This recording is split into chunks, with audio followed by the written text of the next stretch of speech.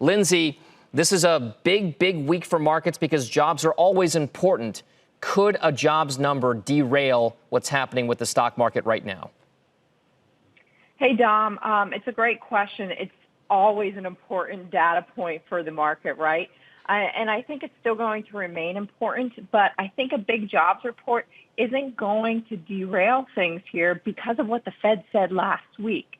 Basically, the Fed said if the numbers are better than expected and the job market improves faster than expected, that's okay because we're going to let inflation run. If wages rise, we're going to run with it and see where it takes us. So I think the game has changed to a degree when it comes to jobs.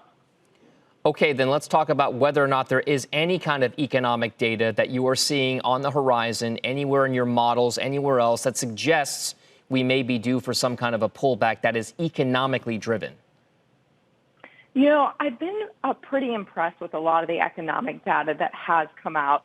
It has more recently been better than expected. And you know what? It's moving in the right direction. It's showing improvement off of very low levels.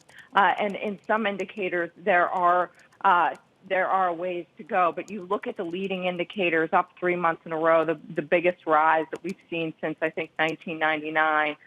Manufacturing is doing well. You're seeing the housing market on fire. And even the consumer is showing signs of life. So I feel good about where the economy is now, but we need to see if we can remain on this trajectory going forward. That's going to really be the key, especially with the elimination of stimulus and the uncertainty around a vaccine in the election.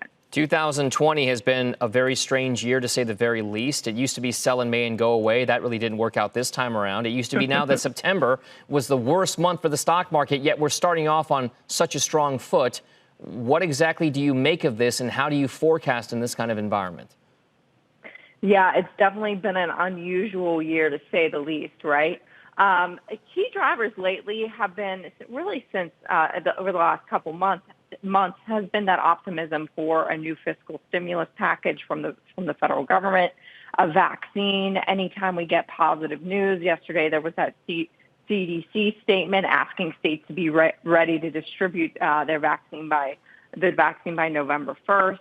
But also really a big component to what we've seen lately is Fed policy. They have made sure that the market remains liquid and have ensured investors that they're going to not take any drastic moves to derail things for a very long time.